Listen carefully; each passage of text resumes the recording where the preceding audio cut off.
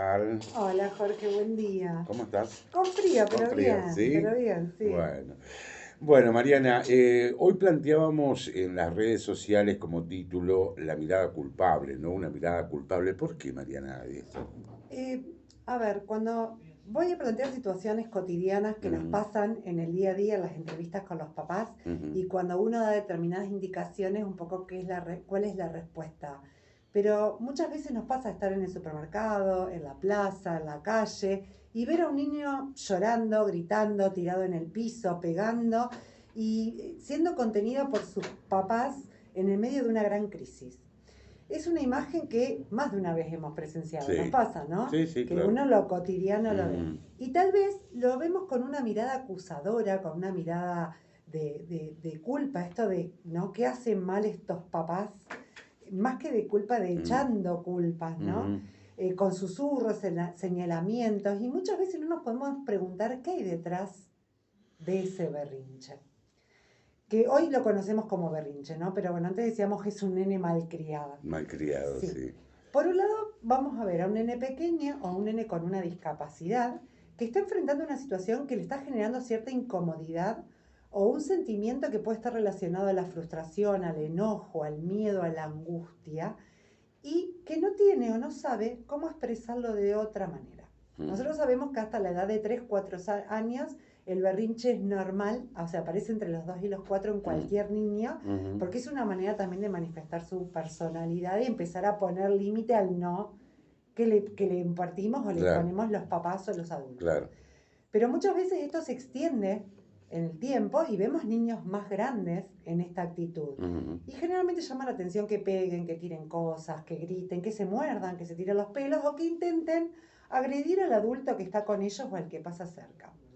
Y algunas situaciones como fatiga, hambre, incomodidad, sobreestimulación del ambiente, un cambio en la rutina, haber ujú. cambiado el camino por el que siempre voy, o creer que voy a un lugar pero en realidad voy a otro, cambiar de ropa de invierno a ropa de verano o viceversa, Sueño. sueño, la falta de atención, dificultad para poder decir lo que siento o lo que necesito con palabras, Ujú, falta de comprensión sobre lo que se espera de él. Muchas veces le estamos diciendo y él no nos puede explicar y entonces mm, en este ida y vuelta que no aparece no lo comprendemos. claro.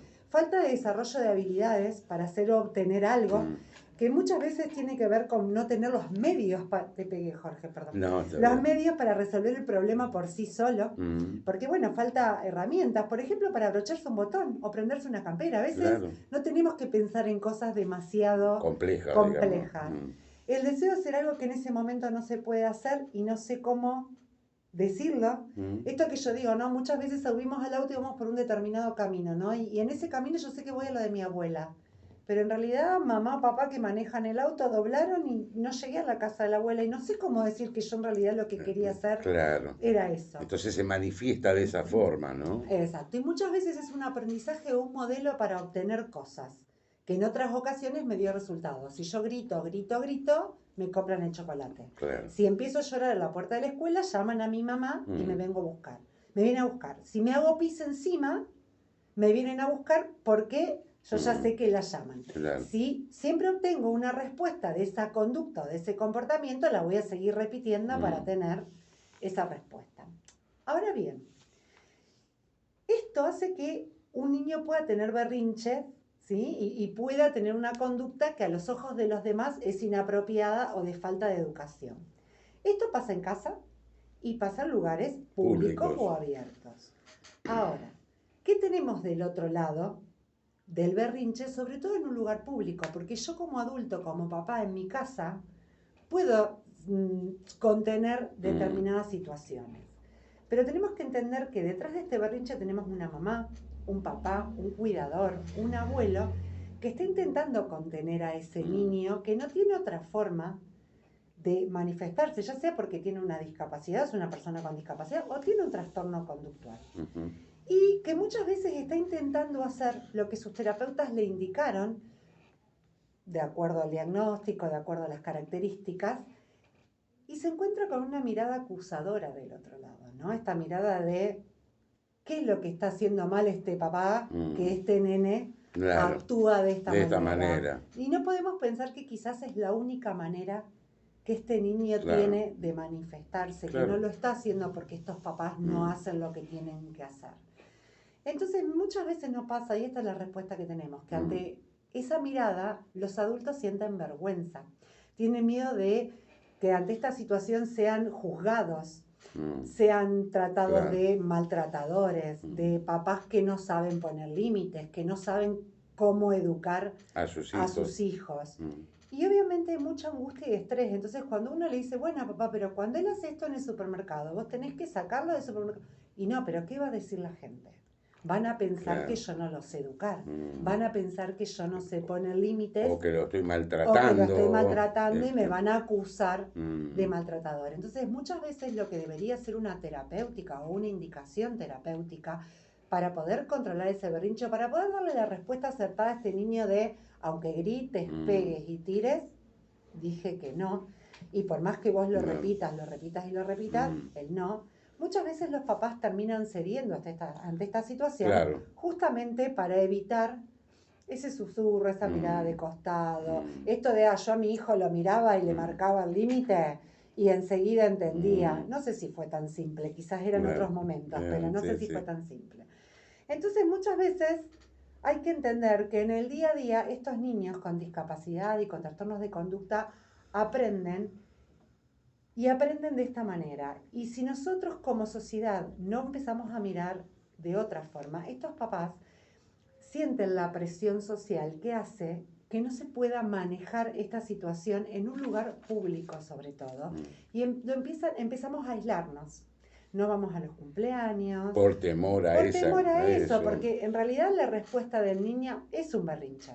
Es un berrinche ¿por qué? Porque no me lo puede decir en palabras, es un berrinche porque me lo está diciendo a su modo y yo todavía no termino de entender qué es lo que me pide. Es un berrinche porque le cambié, no sé, no anda el ascensor y tuve que subir por la escalera.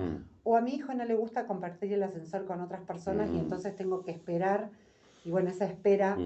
Pero también el que el papá pueda poner límites sin presión social es un aprendizaje para ese niño. Por eso es importante. Y para el papá también, y para supongo, el papá también, por ¿no? supuesto. Claro. Pero ese papá muchas veces viene de entrenarse. Nosotros, por ejemplo, acostumbramos a que los papás ingresen a nosotros con las terapias, a las terapias en estas situaciones para poder abordar ese berrinche, para que papá encuentre el tono justo, que muchas veces no es ni gritar, ni usar el no, es usar un sin pegar, sin escupir, sin malas palabras, boca cerrada, digamos, pero poder darle herramientas para que lo puedan usar en la calle. Entendamos también que cuando el berrinche se desata, hace un pico en lo conductual, que después baja, y en ese pico es donde se necesita la contención, porque no queremos que se lastimen, no queremos que se peguen, no queremos que peguen otros, no queremos que rompan cosas. Si nosotros a eso tenemos la presión social, tenemos que ceder al pedido, por más que el pedido no sea lo que nosotros le queríamos dar. Entonces, sobre todo aprender a ser tolerantes, aprender a sacar el ojo inquisidor del otro, a aprender a no mirar con mirada de culpable. De que el otro tiene la culpa y no sabe qué es lo que tenía que hacer en esa situación, para que puedan actuar sin pensar en quién los está mirando, sino en cuál es la necesidad del niño. ¿Sí? Qué bárbaro, qué extraordinario. Yo la escucho a Mariana con muchísimo